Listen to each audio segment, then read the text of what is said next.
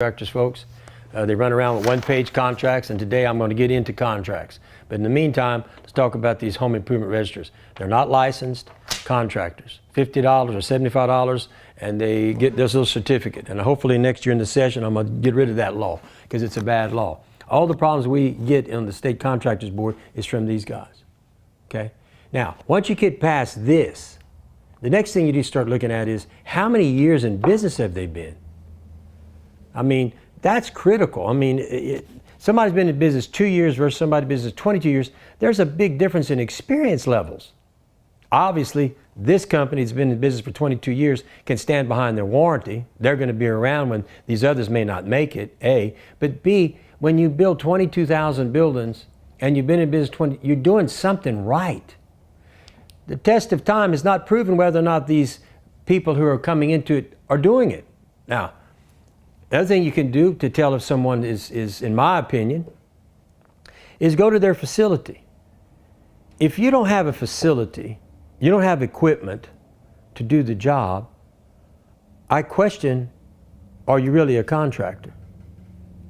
Or are you just a broker? Where you pick up the phone, you call somebody who says he can build a building, and they got plenty of them out there, good ones and bad ones, and you pick up the phone, you buy a kit. I sell kits too. But you can buy a kit and just pick up a builder that out there. And this person is nothing but a broker who's never built nothing, doesn't know nothing. And there's several of them that I can go into that have never built a building. Several of them have worked for me.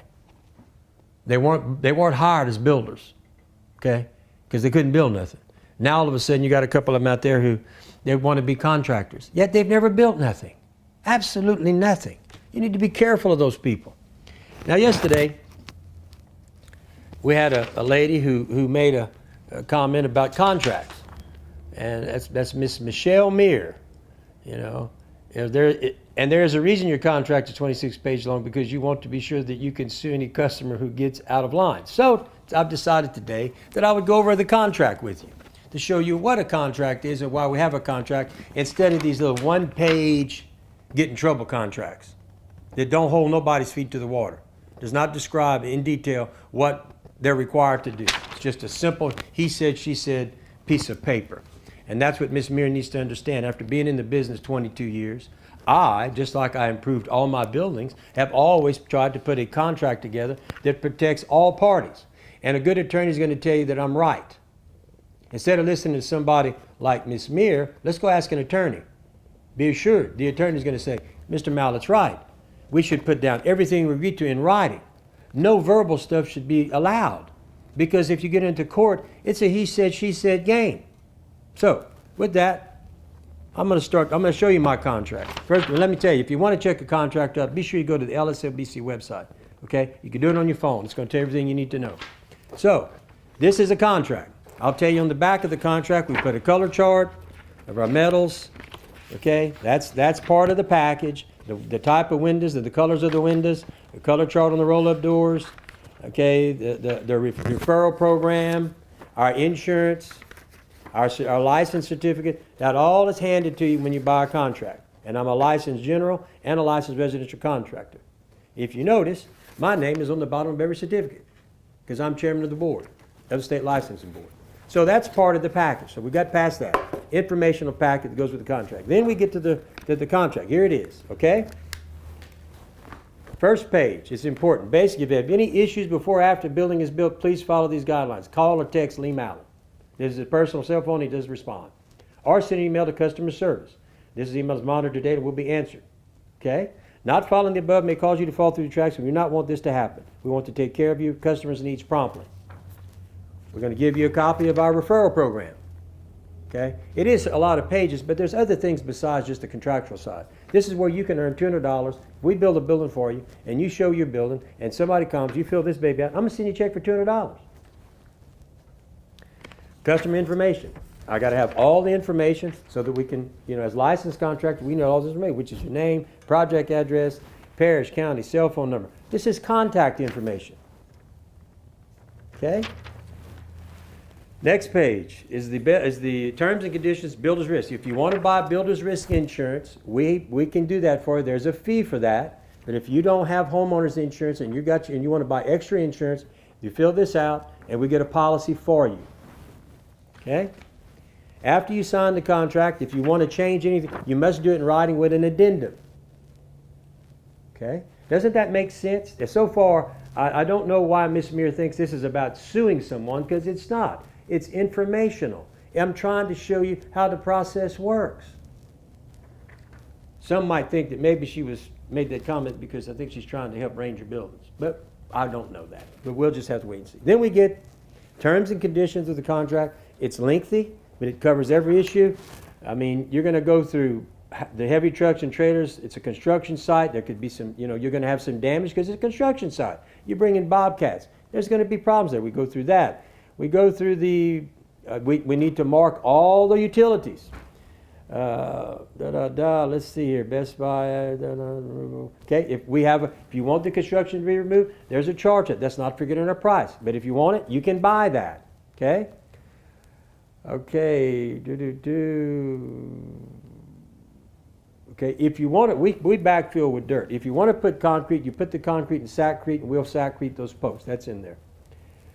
Okay, it's the responsibility to provide the building a level building site. In other words, we're going through all the issues. And there's 2 pages of this, which you have to sign and initial. Okay? Dirt. You got to provide dirt, or provide a level site. Customer will provide dirt to pad. And in Best Buy's 1 foot, if you go 1 foot, if you go above that, then there's a charge, because now we've got to add more equipment to move that dirt around. Construction cleanup. Once again, there's a fee. If you want to do it, fine, or you can decline. You can decline or accept any of these things that we're offering. Okay, depending on the site, on concrete, depending on your site, because I don't know what your site is. If we can't back a truck to your site, you're going to either have to have a pump truck or some Georgia buggies. Okay? It's in here. Not trying to hide nothing, just factually speaking. Some places you got to have a pump. Some places you got to have a Georgia buggy, because you can't get access. You have to give me access. If you can't give me access to your job or to the building, then guess what? We've got to figure out a way to put it there. And there's only one way. Get that concrete in there. Read your contract carefully. Okay? Read your contract carefully. Any verbal agreement made between Mallett Buildings and the customer must be written on the face of the contract. Otherwise, the verbal agreement is null, no exceptions. I can't even do that. I won't even do that. All verbal agreements between Mallett Buildings and represent the customer have been documented on the contract. I've read, and then you signed it. You've read this. Okay, we have a customer consent where you authorize us to use the pictures. We're proud to build a building. We'll take those pictures for marketing purposes, and you sign that too. We get permission from you to do everything we do. Okay, you're going to get notice of design, which basically means you've signed. When we design a building, the designers are going to send them to you. Okay, it takes 15 days that we have for you to, and once you sign that, then we get all the engineered plans to you, whatever you need, and guess what? You get the permit, and the moment I get the permit, that's when I'm going to order the building. We also operate in Texas. In Texas, you have to have a wind load certificate in some places, and we're authorized. We have engineers on staff. We can take care of that for you too. Okay, tentative building schedule. After signing the contract, design leg cut starts in 15 days to get the building designed and approved. That's a good thing. Then no mistakes are made. I don't know why Ms. Muir thinks this is so far what's bad here. I can't figure out anything except informational that tells you what we're going to do and how we're going to do it, what's required of you, and how we're going to proceed. So 15 days to get the design done. Should your customer make design changes, and you can make changes. But then that adds days to that deal, okay? Upon receiving the permit, design approval, which is latter, your building will be placed on the next available position for production, provided that your building pad and site is ready for production delivery. This is a residential project design. Permit could take a minimum of 90 days after design approval with the permit office. Some permit officers move fast, some move slow. But this is the tentative building schedule, and we go over it, and we sign it, and we agree to it. Okay? If you're from Texas, which we have the Texas windstorm certificate, there's an added fee to get that. This is something that Louisiana should do. Texas got smart years ago. What they did after the storms, which I believe we should do here, which would bring our premiums down, is they now in certain areas close to the coast or where they believe the wind load is 100, way up there, over 130 miles an hour, they require that you have a wind load certificate by an engineer, which means, which we do those too, which means you're required to do certain things in the building and the engineer has to approve it in order for you to get that insurance certificate, which lowers your premiums. That's a good thing, but that's for the Texas customers. Okay, next sheet, page 8. Work performed on site, employees, contractors are not allowed to make any deals to perform any work that is not on the contract. That's what that's about. Building type. If you're buying a building, we want to know what type. Are you buying an accessory building, residential building? What are we doing here? That's what this is about. And we agree, it's an accessory building, if it's an accessory building. So far, folks, I think Ms. Mears is got her information wrong about why we have a contract. It's informational. It's to tell you what we're going to do. Timelines. All that is so far important. Page 10. In the event you have a problem with your building or service you're receiving, please feel free to call Lee Mallett at 337-515-2154. Every customer signs this. So that every customer has access to me. Warranty. Okay. It tells you the metal has a 40-year warranty. The aluminum has a 20. Okay, all manufactured on the building are warranted by the manufacturer. Okay, insulation warranted by the manufacturer. Concrete has no warranty, either express, implied, or referred. Okay, post protectors. This goes over the warranties. Okay, here's a warranty disclaimer that basically says that we warrant the workmanship, but all the stuff that we buy, the metal, the wood, the doors, the windows, there's a warranty from them, not from us. Now, if I was manufacturing all that, yes, I would have warranties. But this disclaimer says I'm not warranting none of those products. Wall heights and door placements. This describes what's going to happen if you put your door on the side wall, in wall. Okay, very detailed. So there's no misunderstanding. Okay, about when we finish. Well, I needed 6 inches. We told you in the beginning you were only going to have this much clearance. It's right here on this page. Warranty requirements, important. This is another one on about spraying of chemicals that may come in contact with the metal and will avoid all warranties implied or referred. Okay? This is strictly about the metal. Wind load, rating and design specifications. Page 15. There will be a load rating on this if we put the slab in. Okay? If you don't put the slab, then we're not guaranteeing wind load because once again, I've talked about this. We use the slab as dead weight for uplift. Okay, the slab is part of our engineering, and this tells you specifically about wind load rating and design specifications. Now, so far, folks, I don't see where any of this is. Where does she get this idea that this is about suing people? Proper documents. The owner, inspector, must sign all proper documentation that is presented to you by the various crews working on your project. This includes and limited to the delivery ticket, building placement and elevation, frame and completion form, completed building inspection report form, forming contract form, completed concrete customer inspection report form. Failure to do so may result in your project being delayed until proper documentation has been executed. I don't see nothing wrong with this. Okay, page 17, foundation recommendation. I give you the industry standard of what's required, how you should do it, what you should do, and if you don't do it, you open yourself up to possible foundation failure. That's all this is. Okay? I'm trying to help you, as my customer, explain to you how important the foundation is, and I've talked about that many times on other videos about the concrete is not your foundation. The pad that's compacted is the foundation that the slab sits on. And so that's what this page is about. Plumbing and or electrical. You can't put any plumbing or electrical work till I finish getting this thing formed. And if the plumbers go in and mess up the grade, they're required to put it back. Because I've already done my part of the contract. Okay? And people understand that. And we get it that people put plumbing and they put different things, but not until I finish the grade, and then whatever they do, they got to put it back. And then we pour the concrete. So people do put plumbing. People do electrical. As long as you understand, whatever they mess up, they're going to put back the way it is, because I've already done it. Okay, page 19, concrete finishing. Okay, we're going to go through all the steps about that, okay? And basically, we use, it's good to be present. I want you present there when we pour concrete. We don't get a second chance on concrete, okay? So I require you to be there, okay? You need to pick the kind of surface you want, tell the finisher. Now understand, all this that's going on, we're monitoring it from our office on our Arlo camera system. We do all our inspections from here. I can walk on the other side and I can pull up any job right now and see where the construction project is.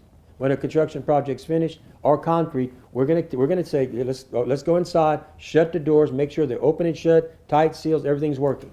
That's all being recorded, okay? And so this goes over that. It also tells you, once again, about trough charges, Georgia buggies, things of that nature. If I can't get to the building, and let's say I got a 60-foot building, and I can back to it.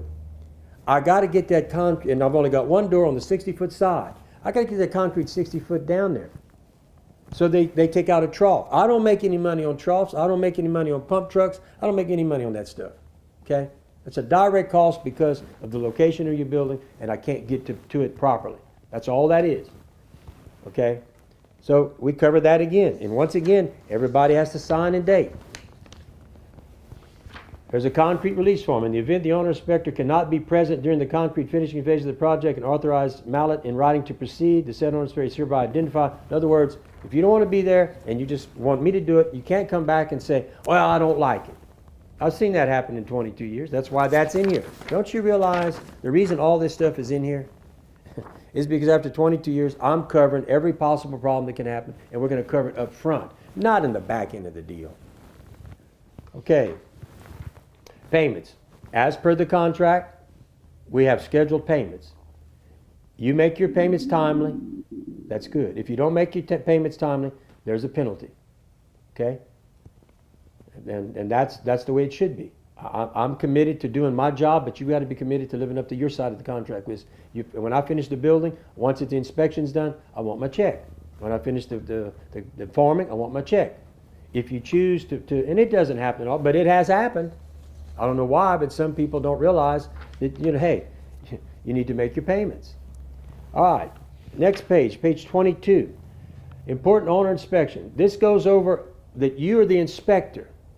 You need to, we want you to inspect every phase of the building we do with you. And we want you to commit to doing it by signing this. And it's only right that you be there to make sure that you like, when the crew finishes the building, hey, my window's open good. Hey, the right colors. Hey, I like, everything's good. I'm satisfied. Great. So what you're doing, you're agreeing to do that. I've included on page 20 the owner inspection checklist. This is the things that I want you to look for.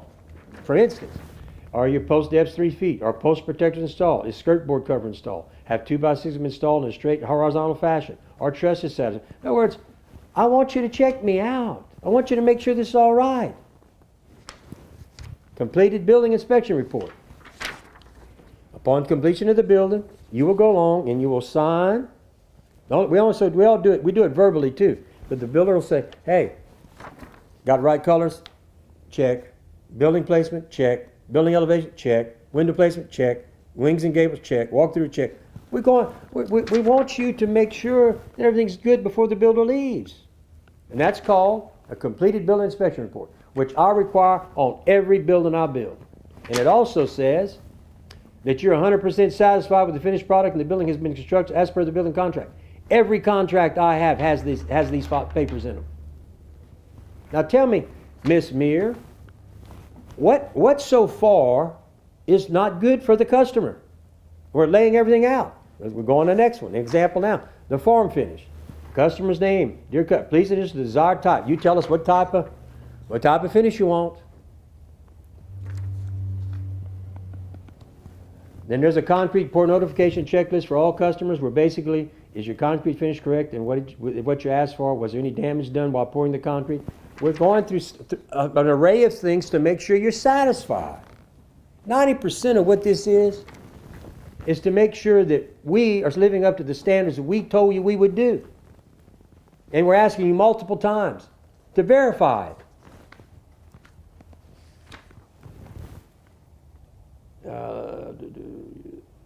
Okay, and there's another example. It's another form where basically your signature acknowledges that you have checked your building relative to whether you admit and accept concrete pour. Your acknowledgement was poured correctly. Once again, I'm making sure that you're happy and satisfied. Completed concrete inspection report. Once again, here we go. The document provided the customer has agreed to work done by Mallett, has been completed, met all the criteria stated in the building and the terms and conditions that he's 100% satisfied.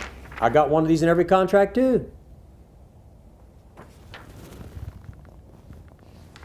Very important. Page 29. We will not order your building until we receive the design approval signed and your permit. What's wrong with that?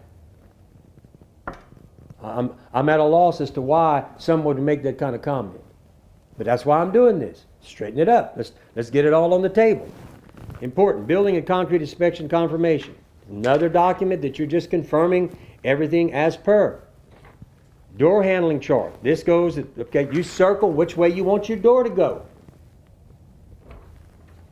Split building condition. What this means is we're telling you is if you have no roll-up doors, we're going to have to leave part of the building open to pour the concrete in the building. And we're telling you so that you're not surprised. Mark all door window locations and dimensions, including any gable extensions lengths. That's all that is. Another example of this is the customer information sheet. Most of this stuff is documents to notify you what we're going to do and how we're doing. Here's form from contract to sign. We go through prior to delivery, step by step. Prior to delivery, this is what's going to occur. It's spelled out. From contract, this is after delivery. Here it is. Now, the only 2 pages that are missing is the actual contract checklist and the actual first page of the contract. The rest of it, folks, is information that you need and that I need to give you. Okay? This person making that comment is way out of line. I just went through the majority of this. There's only 2 pages, which would be the actual contract that you would sign and the actual checklist about the building. Then this is attached to everything.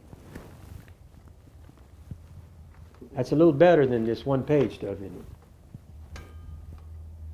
Take this to an attorney, my contract, and my competitor's contract, and say, what do you think? He said, you better do business with that guy with all those pages. He's telling you everything. He's trying to help you. He's trying to explain to you how this process works. This guy, you have no idea what he's up to or what he's going to do. Here, it's a well understood deal. Here, it's wide open. So, and on top of that, the other thing we do now, when we bid a building, I've absolutely made a specification sheet. So when I give a bid, my guys are required to give you the specification sheet on the 3 types of buildings we sell. Okay? And I give this to you so that if you want to get a bid, which is fine, make him initial that he's going to give you the same thing as me, apples to apples. Because I will beat him, I'm telling you, I will beat him by $1,000 every day, all day long. Most of the time, like I talked about yesterday, because they made some comment, yeah, we posted, yeah, he's at $34,999, we're at $32,999. But